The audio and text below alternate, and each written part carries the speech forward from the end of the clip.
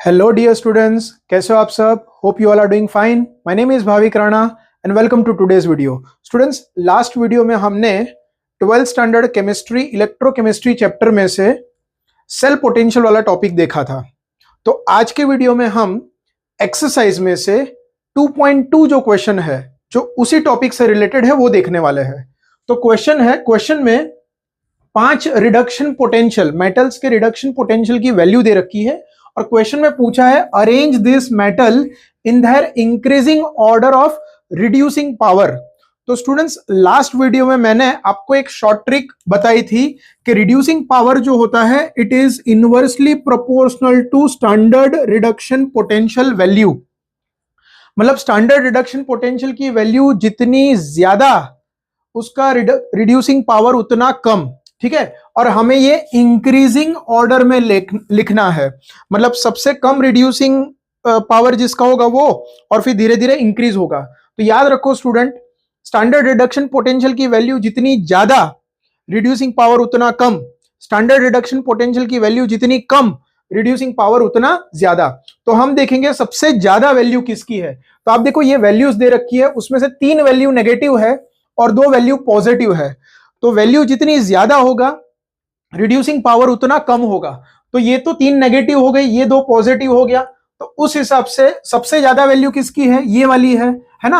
और reducing power किसका? तो ऑफ प्रोडक्ट, ये भी मैंने बताया था। ठीक है, तो यहां पे जो रिएक्शन होगा, रिडक्शन रिएक्शन होगा, तो Ag plus will be converted into Ag, Hg2 plus will be converted into Hg, K plus will be converted into K, है ना। तो ये मेरे प्रोडक्ट है जो न्यूट्रल मेटल है वो। तो सबसे ज्यादा वैल्यू किसकी है? Ag की। तो रिड्यूसिंग पावर सबसे कम होगा Ag का।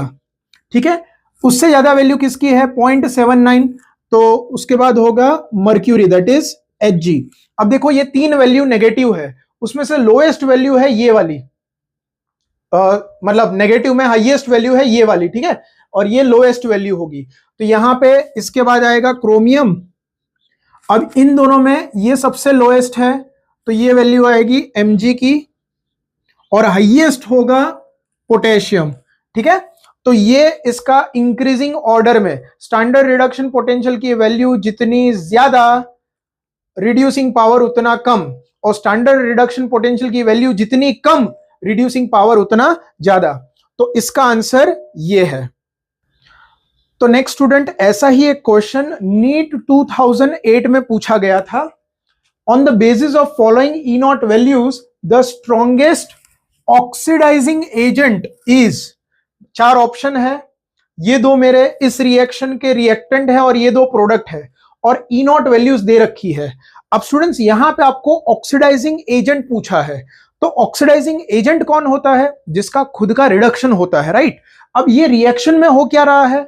अगर आप देखो तो ये रिएक्शन में फॉरवर्ड डायरेक्शन में इलेक्ट्रॉन लॉस हो रहा है, एंड लॉस ऑफ इलेक्ट्रॉन मतलब ये तो ऑक्सीडेशन हो रहा है। ठीक है, तो मतलब इनका ऑक्सीडेशन हो रहा है, मतलब ये तो खुद एक रिड्यूसिंग एजेंट है। और हमें पूछा है ऑक्सीडाइजिंग एजेंट। तो ऑक्सीडाइजिंग एजेंट कौन होता है? जिसका खुद का रिडक्शन होगा। ठीक है, और रिडक्शन मतलब क्या? गेन ऑफ इलेक्ट्रॉन, और यहां पे तो इलेक्ट्रॉन लॉस हो रहा है। तो अगर मुझे ऑक्सीडाइजिंग एजेंट फाइंड करना है तो हमें रिडक्शन रिएक्शन लिखना होगा। ठीक है, तो इसका रिडक्शन रिएक्शन क्या होगा? इसका रिवर्स। ठीक है, मतलब ये जब इलेक्ट्रॉन गेन करेगा तब ये बनेगा, और ये जब इलेक्ट्रॉन गेन करेगा तब Fe2+ बनेगा। ठीक है, अब इसका जो ई सेल की जो वैल्यू है, ये ऑक्सीडेशन पोटेंशियल की वैल्यू है -0.35 वोल्ट। तो रिडक्शन पोटेंशियल में ये वैल्यू ऑपोजिट हो जाएगी, तो that will be 0.35 volt positive value, और ये वाला ऑक्सीडेशन पोटेंशियल की वैल्यू है -0.77 वोल्ट। तो इसके रिडक्शन पोटेंशियल की वैल्यू हो जाएगी 0.77 वोल्ट। ठीक है, मतलब अब इसका रिडक्शन होके ये बनेगा, इसका रिडक्शन होके ये बनेगा। अच्छा, किसका रिडक्शन ज्यादा इजी होगा? जिसका रिडक्शन पोटेंशियल की वैल्यू हाई होगी। तो दोनों में से ज्यादा वैल्यू हाई किसकी है? तो ये वाली हाई है।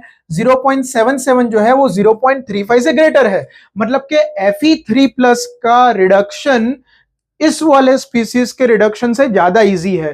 तो ये ज्यादा इजीली रिड्यूस होगा, मतलब कि ये इसके कंपैरिजन में पावरफुल ऑक्सीडाइजिंग एजेंट है। तो राइट आंसर होगा Fe3+।